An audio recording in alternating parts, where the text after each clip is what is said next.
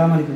à tous nos amis internautes de votre site d'information sans limite. C'est toujours un plaisir di ànd ak yéen ci seen différentes émissions tey nag seen émission bi nga xamante ni mi ngi tudd la rencontre avec maanaam gise ak ci wolof émission bi nga xamante ni nag dañu ko defar ngir waxtaanee lépp li nga xamante ni dafa soxal réew mi muy actualité dañu koy waxtaanee actualité boobu nag tey moo ñu indi ñu dalal fi nga xamante ni kenn dootu ko présenté ci réew mi ñu koy wax commissaire Keita ñëpp xam nañ liggéeyam wala sax taxawaay bu am solo bi nga xamante ni ñu ngi koy def maanaam position yi nga xamante ni da koy jël te naturellement la koy jëlee dafay wax li nga xamante ni moom la xalaat ci réew mi tey moom la ñu dalal waree fas yéene seq ak moom waxtaan commissaire Keita papa maa ngi lay nuyu di la ziar. sant bu baax waaw maa ngi di nuyu di lu delloo sant di ñaan yàlla yi tamit lépp luñ fi taataan mu jëriñ askan wi. macha allah alors tey actualité nañuy waxtaanee rawatina wàllu politique déjà ban appréciation nga am ci Yewwi Askan Wi seen manifestation bi nga xamante ni daal dinañ koy def place de la nation. waaw soo ne ban appréciation nga am ci manifestation bi. nag may ma xoolee sama bët waxee sama xel. parce que manifestation bi. biñ koy décider. dafa am lu jot a xew. muy que ni ci investiture yi. waa Yewwi dañu gis ni ñoom kat.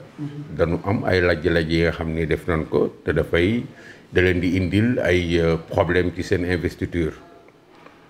ñu daal di taxawaayu fippu daal di ni ñun kat bu fekkee ni lii nii la demee ñun dinañ jël 200 junni nit yóbbu leen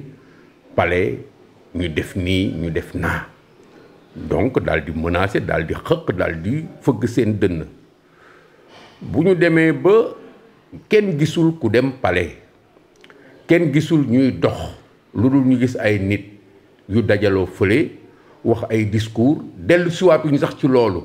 damay considérer que ni ñoom nekkuñu ci même projet bi seen projet moo doon dem génne ji Macky Sall palais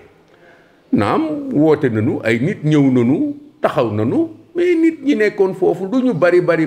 du ñu Sénégal te bokkul ak projet bi ñu waxee waat nañ seetaat seen bopp. alors mais est-ce que nekkul ni waxu politique ndax président Macky Sall waxoon na ko fi bi mu nekkee opposition dañuy déloger ki nga xamante mooy Abdoulaye Wade est-ce que nekkul moment bi ñuy wax loolu dañ ko tegoon ci cadre politique rek. déedéet. dañu nekk ci situation bi nga xam ni. avant bi nit ñiy wax. ci cadre politique la nekkoon rek. di tegante dënn temps wu Abdoulaye Wade. mais dañu nekk ci cadre subversion ay nit ñi nga xam ni dañu gëm ni mën nañu jot nguur gi suñu jëlee. askan wi tay ko ci ñi nga xam ni ñoo yore nguur gi daaneel nguur gi mooy seen stratégie te loolu lañu taxawee te loolu lañu organiser loolu lañu bëgg donc soo koy comparer ñu waxoon nañ ko fi et puis du réponse ci actualité la ñu nekk biñ koy wax ci temps wu Abdoulaye Wade dafa posé wul yii problème posé problème mu sécurité posé problème mu instabilité posé problème ay nit di dee ci lan ci situation yi nga xam ni ci manifestation yi ñii dañ leen jàmbalu fetal ñii dañ leen jàm paaka ainsi de suite loolu su xasee ba am fi dañuy taxawaat beneen taxaw surtout nag kii menacé su fekkee ni day menacé nii moom dinañu jëlee ki yore nguur gi ci ku bopp nguur gi ci nii wala ci naa su fekkee ni lu bugg amul donc pour man du déclaration politique déclaration ku bugg dara li di am noo koy wute loolu nag su fekkee ni doonu bugg jàmm ci réew mi nan considéré tey que ni ñoom rek nekk ñu ci réew mi plutôt que ñu koy régler ci ay comparaison ci acte bii mu posé leen koy réglé ak moom. alors ci manifestation boobu nag kàddu yu bari daal dina suy jël mais balaa ñu ñëw si manifestation bi dañuy gis ni préfet bi daf ko gàntaloon mais dañu dem ba ci biir vers 11h midi mu yónnee leen communiqué nangul leen ko ñenn ñi jàpp ni dafa am pression wala suñu kilifa diine yi ñoom ñoo ñaan président Macky Sall à ce que mu bàyyi ñuy def seen manifestation ñenn ñi jàpp ni maanaam président Macky Sall moo laxasu si ginnaaw bañ beeg nangu bi loolu noo ko gisee. xam nga nit ñi toujours fi ñu taxaw tey dañuy nasaxal institution yi parce que lu nekk la ñuy dugal ci explication te du ñu wax lu ñu mën a prouver sëriñ si président Macky Sall moo nekk ci gannaaw ñun lu ñu xam administration la ñu xam préfet li muy natt ak di ko nattaat ci ay prérogative bu boppam la nekk nan yem foofu rek te nekk républicain luy prérogative boppam la nekk moom mooy wax ndax day bañ wala nangu te préfet bañul woon ba si yàgg mu nangu da doon natt moom ndax dina interdire wala du interdire parce que moom du autoriser déclaration la bi nga xam ni conséquence bi mooy bàyyi mu dem mu encadrer ko wala mu interdire ko mais du moom mooy wax naa defal yow da nga naan damay def mu ne la waaw defal daal di d'accord ni moom jël na ay dispositions pour ànd ak moom wala mu tere la tereegul woon amul commentaire bi mu demee ba xaaju guddeeg suba ak ngoon ak ñoom seen on a vu que la manifestation a été autorisée que les gens prennent ça comme ça moi je crois que c'est de faux débats loolu mooy débat politicien loolu mooy wut ay échappatoire ci li nga xam ni mënoo ci dara wala amoo pexe ci yenn yi da ngay bëgg nëxal xelu askan bi noonu bàyyi xelu askan wi ñuy nëxal di dugal sëriñ fii réew mi dafa toll fi nga xam ne il faut que ñu wax waxu dëgg bàyyi di dugal sëriñ ci fii di génne fële di wax naan président moo nekk fii ak ñoom seen yu mel noonu loolu mënul dem mënul nekk il faut que ñu arrêté préfet daal li mu def na ko autorisé na ñoom dem nañ ci place bi jeex na loolu page boobu dem nañ ko su beneen yoon su déposé waatee préfet mën na am la même attitude soxlawul commentaire su demee nag ba ni du fi nekkee ñu xam ne nee na du fi nekkee mais waxagul dara ñu bëgg ko def débat yooyu débat yu ndaw yi nga xam ni amul njëriñ noonu bàyyi di wax lu amul njëriñ di dugg ci lu amul njëriñ loolu yëpp pour naqadal askan bi wane pour wane ñuy jubuñu président Macky Sall moo nekk fi loolu baaxul. d'accord alors bu ñu ñëwee nag ci manifestation bi donc bu dee ci wàllu opposition bi ñëpp ñu ngi doon jot ni wala sax ñi nekk ci pouvoir bi ñu ngi doon jot ni maanaam ay benn fay ñëw ñu jékki-jékki gis benn mbooloo bu takku ñëw mbooloo boobu ci sa gis-gis da nga jàpp ni politiciens yi ñu leen fi indi wala da nga jàpp ni ñoom daal dañoo sonn ci réew mi ni muy doxee dundu gu seer gi location beeg yooyu. mais mbooloo mii nga gis fii mais c'est normal Ndakaaru ak ni mu rëyee Sénégal ak ni mu rëyee place de l'Obélisque bi ñu dajale fi mbooloo mi nga xam ni ñun dañu ci wax mbooloo mi lu normal la 30 organisations politiques woote ku nekk jógee sa kër def sa cortège ñi nga àndal jóg say oto jóg seeni oto jóg seen lambar jóg ñu jubali benn place romb mbedd mi fu ñu romb nit ñu topp seen gannaaw du fees ñoom ñoo am seen stratégie de mobilisation s'ils l'ont réussi dites qu'ils l'ont réussi mais ne posez pas un débat compliqué c'est pas un débat compliqué lii du dara lu dul li nga xam ni moom la ñu doon def nañ ko ba pare nañ continuer mais attardé wu si nag naan way ils ont réussi askan bi moo am lu ko naqadi ñoom loolu mooy seen fonds de commerce yéen ñi nga xam ni surtout transhumants yi dama ngeen yee seen bopp ci ni su ay nit jëlee def leen bogo def leen seen fonds de commerce ci wote ay naqar askan wi moo sonn te wanuñu leen ñoom su ëllëgee suñ jotee réew mi nan la ñuy fajali askan wi sonn lu dul jox leen nu pouvoir bu la ñuy wax te jox leen nu ko ci tojaange jox leen nu ko ci yàq jox leen nu ko ci xastaate jox leen nu ko ci wax lu bon jox leen nu ko ci def lu bon mais da ngeen war a prêter attention ñun Sénégal la ñu nekk soo gisee ñuy opposé wu ci lu ñuy def c'est parce que Sénégal gi ñu rek di dund bu yàggale xam nañ ko luñ ñu fi indul lu bees lu bokkul ci Sénégal dañ ko war a dindi dañ ko ci war a génne dañ ko ci war a teg fële doxin bu normal commencé wu ñu def politique ci ñoom ñeneen dañ fi nekkoon di def politique ñun ñi tamit ñu nekk fii ànd ak ñoom di def politique nanu def ni ñuy defee politique am programme am projet won ko askan bi wax ak askan wi ànd ak ñoom dem suñu nekkee ci benn état bu processus politique bi muy étape électorale ñu respecter règles du jeu yi def li ñu war a def dem compétir suñu gagné ñu jox leen réew mi ku gagnéwul dem tëddi nelaw mais nii ñu ko bëgg a jotee c'est pas le jeu. d'accord alors bu ñu ñëwee ci déclaration bi gis nga Serigne Abdou Bara Dolly Mbacké bi nga xamante ni déclaration bi ñu si jaaral je pense que déglu nga li mu wax déjà wax ji na ko gisee. dama lay wax rek du moom rek déjà déclaration bi indi manifestation bi dinaa jël 200 000 personnes dem palais mais pourquoi vous ne dites pas à ce bonhomme-là que mënul nekk que moom mu taxaw fii kenn xamul mooy kan lu dul benn waay bu bokk ci géewu politique bi ëppalewul kenn dara jumtukaay yi muy utiliser pour jël nit ñi teg leen ci mbedd mi wut leen naxar ba noppi utiliser leen ci projet bu mënul nekk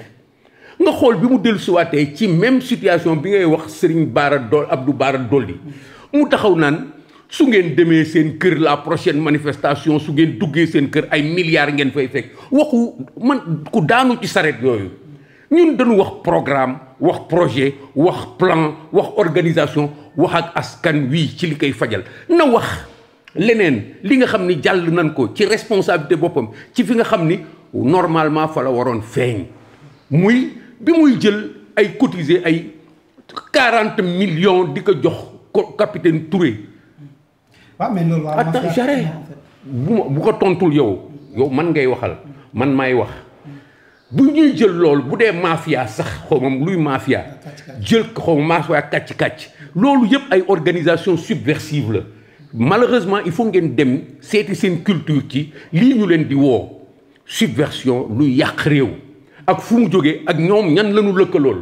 da ngeen foog ni affaire bi ay fola ñii wax la ñi lay wax la ay tontu boobu c'est trop sérieux pour que vous preniez ça comme ça mafia kàcc du lu nit xam su fekkee ni ñoom dañuy def loolu ñu dem ba di dugal ay yu mel noonu di jël ay xaalis di jox benn nit mais Sénégal yi soxla nañ ko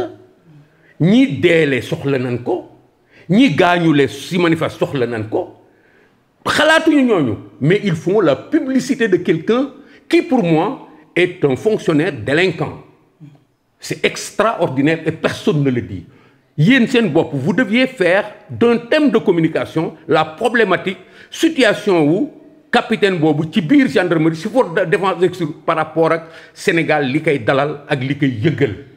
parce que mais da ngeen jël nit ku mel noonu vous ne dites rien vous créez l'événement autour de lui di ko dimbale pour mu continuer nekk ci li mu nekk alors que c'est un homme dangereux le capitaine Touré ak situation bi mu nekkee c'est un homme dangereux ma ñëw ci Serigne Abdou Bara Dolly lu tax du wax loolu su fekkee ñi mu àndal ku nekk yaa ngi may sa bopp leneen te moom loolu rek la jotee pour mën ci feeñ pour mën a wax saf xorom comme ñenn ñi nga xam ni waxuñu fulla ak fayda subversion la ñuy def moom day wut lu nit ñi am buntu bu ñu méngalee peut-être ñëpp ci yenn situation yi nga xam ni problème mu valeur lañ fay wax mu ñëw toj li nga xam ni moom mooy li nga xam c'est infranchissable il en assume les conséquences parce que kenn du ko def kenn du ko ci dimbale te dinañ ko régler ak moom pourquoi parce que loolu jubul dafa di lu ëpp wax ji lu ëpp la. oui wax ji dafa ëpp parce que boo xoolee ñu ngi njort ni tey war na jàkkaarloo procureur bi ñu koy toppee offense au chef de l'État diffusion de fausses nouvelles diffamation. waaw article 80 bi daanaka moom moo dal ci kawam. waaw moom nag doonoon wax ni bi ko police di jëli ci xibaar yu ñu ci am dafa doon wéeru ci immunité parlementaire am est-ce que jaadu gis nga ni en tant que député wala ñu woon lever immunité parlementaire am ba pare. non. On est dans un domaine de procédure tout à fait particulier boobu député bi mu nekk xam na ni suy lu ko defee suñ ko appliquer le principe de la flagrance dafay daanu su ko xamul c'est son problème war na ko xam war na xam ni lii su ko defee moom li mu compté woon au contraire mooy faiblesse su état bi ci bàyyi ko comme leneen am na fi leneen am na fi ku nekk rek da ngay jóg pëccëxoo daal di wax lu la neex daal di génn dem toog fële moom ci loolu la compté woon donc élevé wul fi nga xam ni fa la ko Sénégal teg mooy fi député nekk fi responsable représenté peuple bi nekkul woon foofu dafa nekkoon ci politicien bu ordinaire nitu daggasekat nitu waxkat lu bon li nga xam ni ñoo fees fii ci dëkk bi mu bàyyi tout valeurs yi nga xam ne yëpp da ko doon interdire ànd ak ay nit ci banditisme bi ñu nekk loolu moo ko yóbbu ci loolu mais moom waroon na ci mucc moo waroon mujj ci loolu pourquoi pour toutes les raisons que nous savons yow nga xam ko man ma xam ko kenn xam ko moom rek moo warul woon wax lii waaw. alors di leen fàttali ba léegi yéen a ngi seen émission gisee ak tey ñu dalal commissaire Keita naam ci benn côté du ñu rafetlu wax jooju ndax au delà de président Macky Sall kilifa bi mu doon waaye tamit président la maanaam njiitu réew mi la fii ci Sénégal alors li ma nga xamante ni bëgg naa la ko laaj mooy est-ce que bu ñu condamné loolu ba pare bu ñu ko condamné ba pare est-ce que waruñu condamné beneen mbir bi mooy Ahmed Suzanne Camara def vidéo moom tamit ni président Macky Sall jaral na ma sama bakkan république bi jaral na ma sama bakkan nangul nañ ko loolu mais Ousmane Sonko ku mel ne Ousmane Sonko tant que mi ci réew mi jàmm du am ci réew mi te dañ ko war a rey kàddu yooyu bu ñu ko méngale ak kàddu yooyu est-ce que daanaka procureur ni mu defee autosaisine woo kii Abdou Bara Dolly est-ce que waru ko woo nga yaakaar. que les champs bi mu nekk dama comprendre ma kenn ku def bêtise Suzanne li mu wax waru ko wax parce que waxuwul ci ñun valeurs yi ñuy défendre waxloo wuñu nit ku mel noonu man de waxloo ma nit ku mel noonu donc duma ci ànd ak moom mais soo ma laajee ma analyser lu tax Ousmane Sonko li mu fi wax yëpp ci dem jëli Macky palais yéen du ngeen poser boobu question problématique gu déclaration bu subversif bi nga xam ni yemul ci bakkanu Macky Sall rey na déjà 14 personnes et pourquoi vous ne faites pas d'analyse dans ce sens-là pour dire en vérité de vérité sans ñu dem tribunal c'est l'appel de Ousmane Sonko en 2021 qui a causé la mort de 14 personnes vous refusez de le faire et vous êtes une presse vous devez le faire parce que vous êtes un pouvoir mais quand Suzanne Camara dit après la déclaration de Sonko d'aller sortir le président Macky Sall du palais vous vous dites que les def bêtise pourquoi duñ ko comparer non dañ koy bàyyi ci registre menaces yi que le def moom ci la répliquer te kële kenn defu ko dara bu ko boolee ak kii nga xam ni dafa dugg ci beneen terrain génn fi ay wax yi nga xam ni wax yu tegginuwul la kële dafa répliquer ci ki nga xam ni mu ngi def ak caay-caayam te kenn tëjagu ko dañ ko apporter une réponse politique apporter une réponse administrative état bi jël ay dispositions pour que li mu bëggoon def defu ko ay politiciens toog naan ko du fi amee ci biir du fi amee boobu moom ci la tartare c'est ça l'analyse qu'il faut avoir mais tartare bi mu def comme li ñuy wax ci Serigne Abdou Bara Dolly d'accord ma ci loolu laa la mën a wax. d'accord tamit ci Ahmed Suzanne Camara alors bi ñu ñëwee tamit ci li nga xamante ne moom mooy Ousmane Sonko d'ailleurs yaa ngi koy junj sànq dañu la koy laaj mooy Yewwi Askan Wi dañuy dégg ñenn ci ñoom ay Ahmed Aïdara ak Barthélémy Dias dégg nañ également ñu ni bu ñu seen liste bu ñu ko validé wul élection du am wax boobu lan la ci Sénégalais yi war a mën a risqué wala dara est-ce que njortoon ni suñu toppee logique bi ñu waxee keroog violence du am ci élection yi. violence dina am ci élection ndax dina am ci élection yi. le président Macky Sall a répondu ñun ci république la ñu nekk république dafa am nu muy doxee ñoom fi ñu nekkoon di wax fa la ñu nekkoon di wax kenn du leen fekk foog di ko weranteeg ñoom ñooy seet seen digganteeg Sénégal ak li xaw war a xew ëllëg ñu jël ci seen responsabilité puisque bi ñu waxee le lendemain président Macky Sall waxul diw demal tontul ma leen dafa wax ni moom lii nii lay demee lii nii lay demee lii nii lay demee ku sa liste respecté wul parité bi dañ koy dindi nañ ko c'est fait loolu jàll na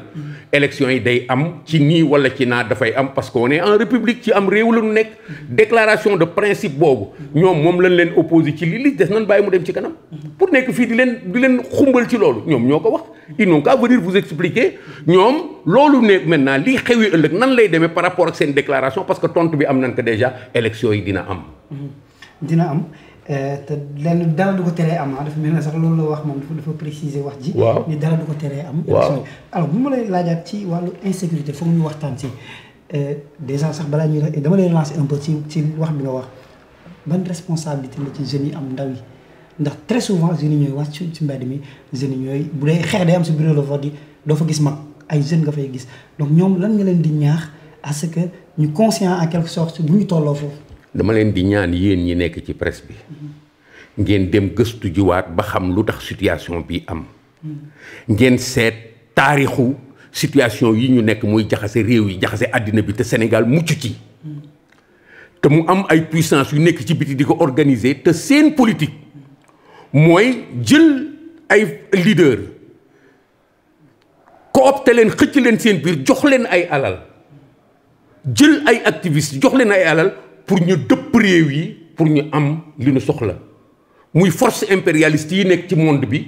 ñu ay Oxfam toog nekk ci ak ñeneen ñi nga xam ni dañu bëgg du fii rek ay Amérique du nord du sud feneen ak feneen Europe Afrique fu ñu ko mën a def pour que réew yi doxee ni ñu buggee noonu la ñuy defee te ñun am nañ fi lu yàgg li nga xam ni activistes yi fii ci Sénégal yëpp di tëb di dem di dellu si ci loolu la ñuy dundee activistes yu bari yi nekk ci Afrique ci loolu la ñuy dundee dafa jot ñu poser débat boobu ngeen informer askan wi xale yi laa wax ngeen wax leen comme ñoom yàlla may na leen ñu am ubbi téere tuuti ñu dem gën a xami temps bi ñuy def ci internet bi ñu ubbi gën a sori fi ñuy yem ci fi ñu leen yemloo di leen influencer ñu dem gën a sori loolu li nu soxla yëpp mu ngi ci biir internet bi mais danoo nangu jox nopp ñi nga xam ne ñoo leen di manipuler ñu leen di yóbbu ci loolu pourquoi ñu am jeunesse bi nga xam ni da ngay wax dégg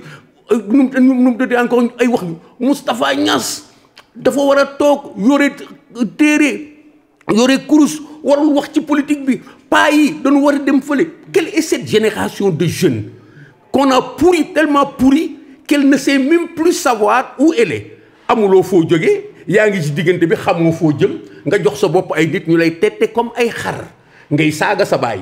di sa baay bokkatul ci àddina bi nga xam ne moo la fi indi saaga sa ndey ni bokkatul ci àddina bi mu fi moo gisee parce que pas la kii mère la yow jeune tu n'es pas éternellement jeune moi j'étais jeune j'ai vécu jeune nga bëgg àddina bi nga xam ne c'est le monde des jeunes ñoom ñoo nekk en situation ñoom ñoo fi nekk éternellement mel ni benn bande poulet de chair bi nga xam ni dañ leen di dugal ci benn kaaf suñu tolloo 35 jours ñu rey leen seen àddina jeex non ils vont continuer à être vieux qu'ils considèrent que fii nu toll nii tey am ñii nekk ci kaw toll woon nañ fa ñii di ñëw ci suuf te tolluwul ni ñoom dinañ fa tollu ji on ne veut pas d'une jeunesse poulet de chair une bande qui s'arrête quelque part et qui disparaît on veut des jeunes qui occupent leur place ci biir société bi nga xam ni ci loonu bokk jóge ci suuf nekk ci digg bi ànd ak mag ñi jëm ëllëg xëccaale seen ay rak ñu defar Sénégal et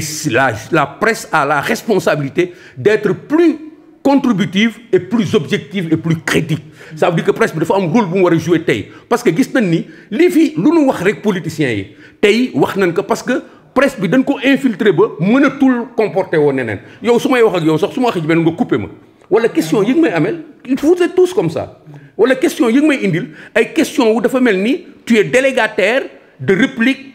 pour que réponse yi ngay joxe mën a couper sama raisonnement maa ngi lay wax ci beneen côté nga ne ma mais Ahmed xawma lan Suzanne ainsi de suite wut parallèle boobu je crois que il faut que nous construire une communication tu vois tu commences à le faire s'il te plaît bon il faut que ñu wut politique de communication bi nga xam ne suñu diggante ak ay pratique de communication bi nga xam ne day jëriñ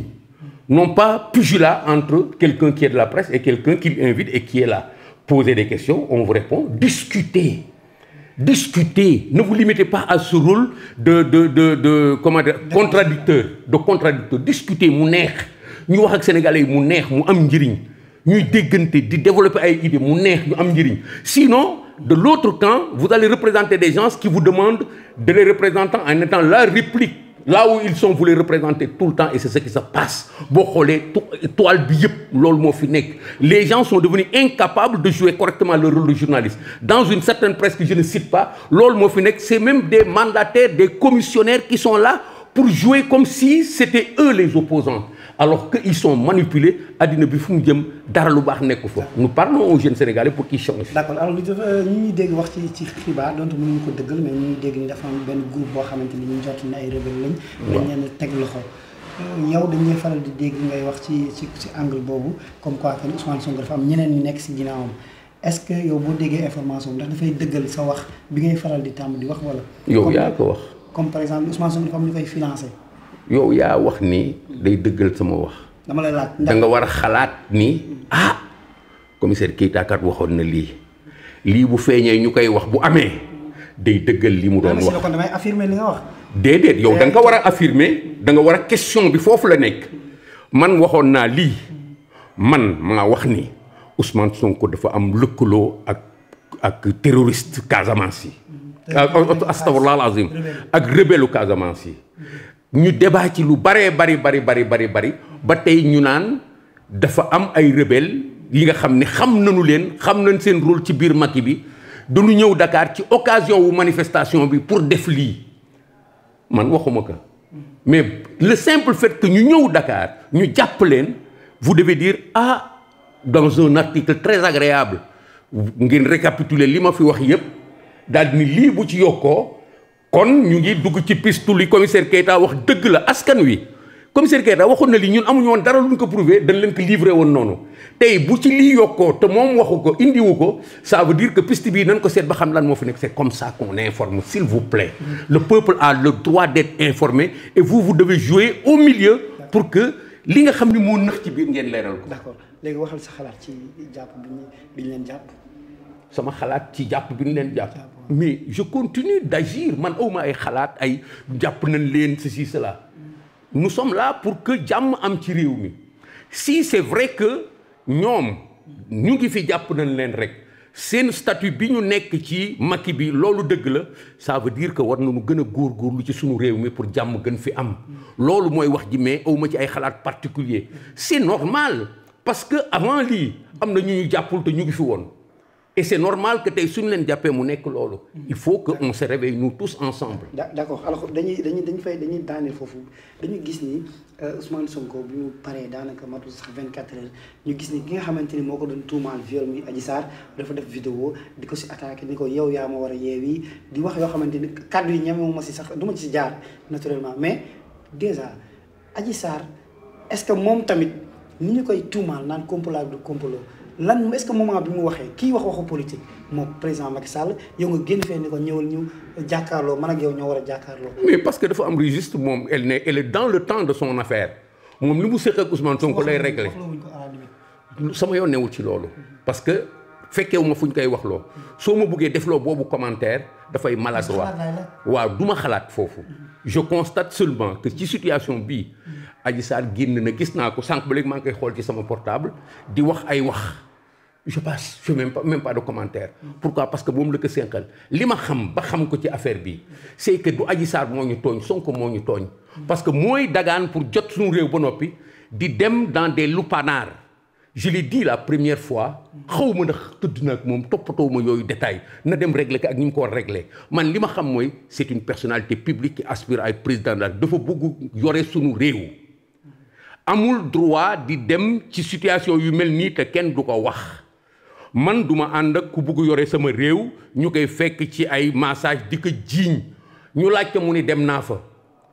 man j'ai le droit de me retirer et de dire kii de nan ko seetaat bu baax booboog léegi li fi xew li ñu fi wax bari na bariwaay bi nga xam ni il faut que ñun ñu bàyyi Ousmane Sonko te seetaat suñu bopp est-ce que ñun li ñuy woote ci réewu valeur ceci cela ñu ngi koy défendre. est-ce que mag ñi fi nekkoon démb wan ñu yoon wi ci jikko yu rafet ñu ngi leen di bàyyi xel di leen ormal mais ormal luñu leen dañuy jéem seet ki nga xam ni tubaab yi bii que DSK tegee nekkatul dara kenn déggatu ko France.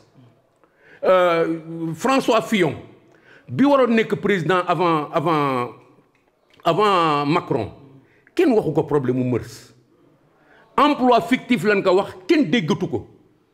fii candidat bu ñu wax problème mœurs sa affaire la yow yaa def lu war tax ñu wax la ko ñun nag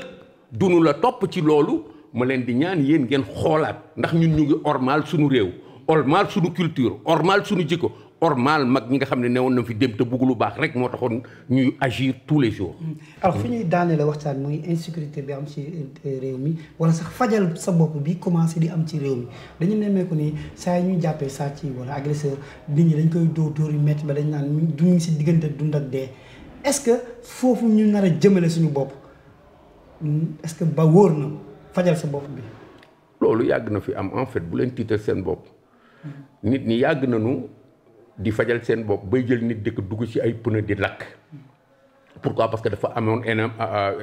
événement yu fi amoon ñu naan am na ñu nit ñu yóbbu awra nit ñi ainsi de suite y a eu beaucoup d'événements comme ça ay cycle la yi nga xam ne day ñëw nit ñi duggaat ci yeneen affaire parce que am na lu leen yëkkati mais nañu comprendre nit ñi comprendre ni loolu du solution te du mës a nekk solution nit ñiy def sécurité ci quartier yi sax di garder quartier du solution du mës a nekk solution mais nag il faut les comprendre dañoo tiit ci benn pic bi nga xam ni picu insécurité la day fort ba daf leen di tiital vous avez remarqué que la police bi mu defee ay statique am wane na ni situation insécuritaire bu 2020 2021 moo gën a tar bu 2021 2022 c'est des chiffres qui sont réels mais dafa am ay pics yu graves yi nga xam ni day tiital askan wi tiital population surtout suñ ko surmédiatiser les cas de mort d'homme dañ koy surmédiatiser ba ku nekk day foog ni soo génnee ëllëg sa wàll la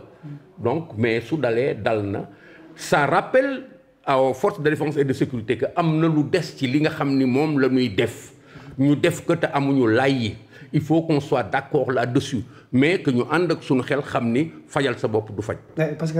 exemple bu may joxee bi gën a récent rek mooy soxna si nga xamante ne en plein jour mu dugg ci banque Ecobank bu Maris génn ba waa jël pistolet fekk ko fa diggante boobu ñenn njort ni insécurité daal am na ndax boo xoolee banque bi ak fi mu gaar otoom matul 100 mètres foofu naka la mën a mbir mi demee noonu yow lan nga jàpp ni responsabilité état bi. non l'état n'a pas de responsabilité particulière ci cas boobu lu dul jël plainte am def ko j'ai connu dans ma carrière des cas comme ça nit ku dugg B6 génn ñu topp ko nangu li mu yoroon am na fii nit ku dugg ci bijouterie génn ñu topp ko nangu li mu yoroon bijoutier bu dugg fenn ñu fekk ko fa rey ko nangu li mu yoroon donc mais tey jii débat bi dafa polluer ba lu bari day déplacer ci place am ba dañuy bugg lépp spécial c'est un cas de délinquance quelqu'un qui a filé une personne comme ni ñuy filer commerçant bu jël maletam dugal ki ci coffre arrière am dem fenn ñu topp ko rëbb du loolu da ngeen ko fi dégg ranger leen ko foofu te bàyyi police mu def liggéeyam loolu taxul ñu insécurité bi am wala mu ñàkk am dafa nekk ay comportement délinquant yi nga xam ne su amee benn bis dañuy considérer que am na benn bis ñu continuer dund normalement pourquoi parce que ëllëg lu mel noonu mën na amaat te suñu d'accord lii jaaxal nu bañ naan responsabilité état bi ci cas bi na dem jëli ndaw si dédommager ko wala mu def nii rek dafay extraordinaire il faut qu'on reste dans la normalité. d'accord lan ngay daanele wala loo xamante ne amaana bëggoon nga ci wax te laajuma la ko ñu tëjee ko waxtaan bi. dara man lu simple la am lu may wax mooy sama préoccupation mooy Sénégalais yi di wax seen diggante. sama préoccupation mooy askan wi nu tànc ci quelque part ni que par force di nga nekk balu canon. di dal ci ay nit di dal ci pouvoir bu mu indil ay nit di wax yu tegginuwul comme lii Serigne Mbacké Bara Dolly di wax te ñeneen ci gannaawam wax yeneen wax ba Ousmane Sonko naan su ngeen demee ci kër nit ñi di ngeen fa fekk ay milliards à la limite c'est une incitation au braquage dont tu parles ay nit mën nañ fa jógee xalaat ni profiter ci occasion bi xalaat ni suñu demee kër diw wala kër diw dinañ fa fekk ay milliards ñu xaar ba guddi ñoom tamit jël seen fetal dem rey ñi nekkoon foofu yëpp jël seen xaalis il faut qu'on sache revenir à la raison Sénégal gi ñun ñëpp ñoo ko bokk nanuy wax ci suñu diggante te wax ak ndaw yi surtout ñu nekk ay ndaw yu conséquent bàyyi seen baay yi ak seen yaay yi ñu bëgg ñu dee bàyyi mag yi ñuy wax naan bokkatuñ ci parce que ñoom rek mënaluñu réew mi dara amuñu xam-xamam bu doy parce que fekkewuñu démb amuñu mën-mënam bu doy parce que seen dara du mat tey tant que ànduñoo ak mag ñi ak ndaw ñi leen gën a ndaw amuñu comment dirais-je encore possibilité yu doy pour changer réew mi tant que ànduñu ak ñëpp jëm ëllëg il faut que ce soit clair comme ça suñ ko defee dinañ mën yor suñu Sénégal gi je vous remercie. merci beaucoup ça a été un plaisir de vous servir Bachir ma nekkoon ci caméra bi montage bi Ousmane ma nekkoon ci présentation bi tey ñu dalaloon commissaire Keita di ko jégaluwaat encore une fois ci toogaay bi yàgg bi wala sax ci xaar bu yàgg bi di leen jox rendez-vous beneen yoon jaajëf.